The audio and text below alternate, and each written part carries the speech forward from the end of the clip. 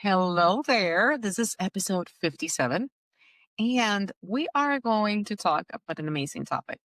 Why eating less is not enough, right? We're going to talk about insulin, hunger, and weight loss explained. Because if eating less worked the way that we were told it should, most people wouldn't be struggling still. Many people are eating less. They're tracking calories, they're trying to be disciplined, and still feeling hungry and tired and stuck. I hear it all the time. So today, I'm going to be unpacking why. Why all these things are not working. Because weight loss isn't just about calories, it's also about hormones, about hunger signals, those cravings, and about insulin. Welcome back to the Path to Better A1C podcast. If you don't know me, I am your host, Jenny Peña. I am a national board certified health and wellness coach. I am a diabetes prevention program lifestyle coach, and I am the founder of Gen P Coaching. Now, I help busy professionals, men and women, improve their insulin resistance, or I should say insulin sensitivity, lower their A1C, lose weight, and build sustainable habits without extreme diets and without burning out. And as I said before, episode 57, which is part of the 2026 Insulin Resistance and Weight Loss series. So I'm going to be talking about this for a few weeks.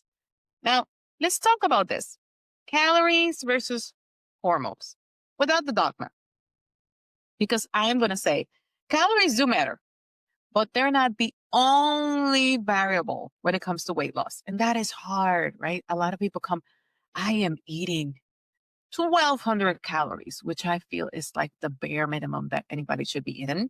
But I hear it all the time. I hear it on clarity calls. I hear it with my clients that they are tracking every single calorie that they're eating and all that. And I can tell you, the traditional calories in, calories out model assumes one thing, that hunger is stable, that metabolism doesn't adapt, and that restriction is neutral. You see where the problem is? Because in reality, hormones do influence a lot of things. So when someone is told to just eat less, it ignores the hormonal context that determines whether a calorie deficit is sustainable or not. Let's talk about how insulin really affects hunger and fat storage, because that's the key. It's not just calories. Remember, insulin helps move the glucose into your cells and use it for energy. So when insulin levels are super elevated, you know what happens to your body? Fat storage becomes easier. Body starts storing all the fat. And then accessing that stored fat actually becomes harder.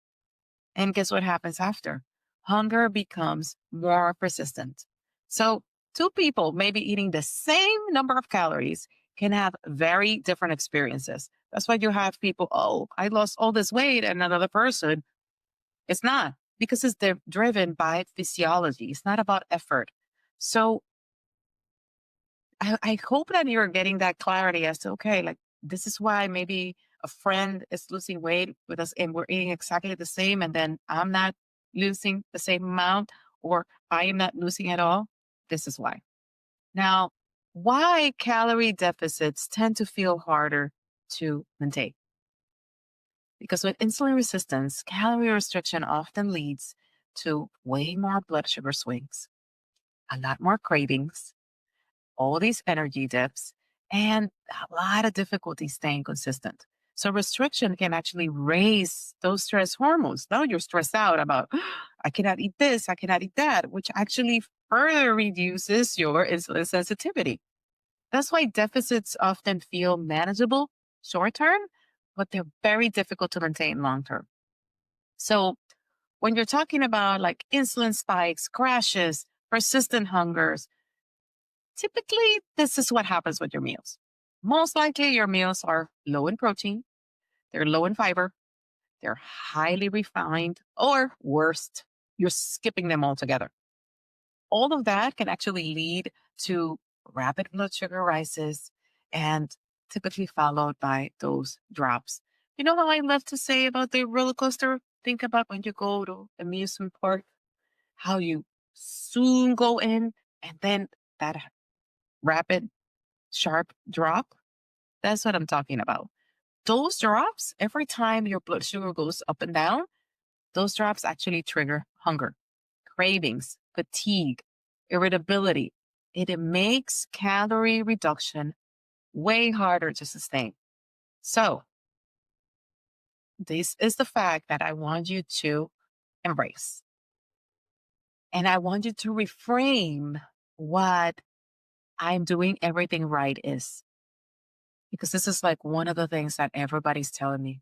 I know, I know what I need to do. I am doing everything right and it's not working.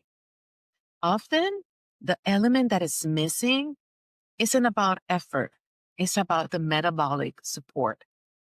It is about the metabolic support. Okay. So, when insulin sensitivity improves, which is your goal, which is what you should aim for, what happens is now your hunger becomes more predictable. It's like your body is more in tune. The signals that are sending are a bit more accurate. Cravings decrease. Your energy stabilizes. So you don't have to be thinking constantly about food. You know that food noise? It goes down. And at that point, calorie awareness becomes a lot easier to apply. Because I am going to say one thing, not the very first line of strategy when I work with clients, especially when they're trying to lose weight. But at times, I do have to have them track, not as an evergreen solution or something that you have to do for your entire life, but it's something that you are going to do to bring awareness. If you know anything about me and my coaching style, the one thing I want you to be is aware before you make any changes, aware of, okay, how do I feel? Why do I want to do this? Why is this important? So it's the same thing. If you're having all these cravings, if you're having all these energy dips, be aware, when are they happening? Why are they happening? And that will actually create that clarity that you know, oh, then if I address this, most likely I'm going to be able to adjust and get the results that I want. Now, let's talk about a takeaway. What I want you to think about, what I want you to actually take away and do as an action step this week. What I would like for you to do is, instead of eating less, don't focus on eating less or cutting things out. Focus on blood sugar stability. Because I'm telling you, the moment that you stabilize your blood sugar, a lot of other things take care of themselves. And I want you to choose one thing to focus on. I'm big on simple, sustainable habits. I know that people are just overhauling their entire lives because it's the new year and everybody is like thinking about all these things and they want to change everything. They have 10 things that are changing. I can tell you, your brain is going to resist that change. The brain is going to try to autocorrect and point you back into that habit that you've been doing for a while. So do one thing, pick one thing, and choose one of the few that I'm going to mention here. Add protein to your breakfast. Assess and see, do I need to add more protein? Maybe it is to grab my snacks list and build more balanced afternoon snack. Having a snack in the mid afternoon may not be bad in some scenarios. Now, if you absolutely need that, and if it's not balanced and it's not about fuel, we have a different conversation to have. But think about how you can balance your snacks. Avoid skipping meals. If you have been following me and listening to me for a while, you know that while I will coach you through everything because I believe in bio individuality, I have seen that most likely not to be a better solution. It seems that it doesn't work for a lot of people because not a lot of people can sustain having that intermittent fasting. So, having balanced meals and having at least 3 meals and maybe one snack in mid afternoon, if you have a really big chunk of time in between, that may actually work better just to keep your blood sugars stable. Now, also think about slowing down. A lot of people don't think about that. Slowing down when you're having your meals. having a mindful meal? Are you really recognizing the taste, the texture of the food that you're eating? That alone will help you feel full and just to notice when it's enough. And one adjustment is all you need. So think about that and be mindful that episode 58 is coming next week. And I am going to talk about protein, fiber, a little bit more on fasting, and also GLP-1s because I know everybody is talking about it. And a lot of people think that is that magic wand. And while I'm not against it, there is things that you need to incorporate. I think that there is a misconception about GLP-1s that I'm just going to have it and it's the weight is going to magically drop. It's not always the case. And also, when it does magically drop, it is not sustainable.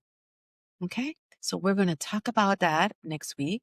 We're going to talk about what actually helps um, combat that insulin resistance and become a bit more sensitive to that insulin. So, we are going to cover protein for feeling full, blood sugar balance, fiber, glucose absorption, snacking, and we're going to go deep into when it actually helps or hurt and the intermittent fasting. We're going to come from a balanced perspective of how your body can naturally produce GLP-1. Now, if you're listening in real time, there is a 5-day sugar fix jump start. This is my live 5-day reset that I only offer twice or 3 times a year. As of Friday, January 16, registration closes and all details are linked in the episode description. If this episode clarified why eating less hasn't worked, follow along so you don't miss episode 58. Share with someone that maybe it's stuck in that calorie cycle and keeps telling you that they need to count every calorie in order to be successful with their weight loss. And check the show notes for any resources and the jumpstart details. Weight loss works best when it's supported, not forced. I'll see you on the next week.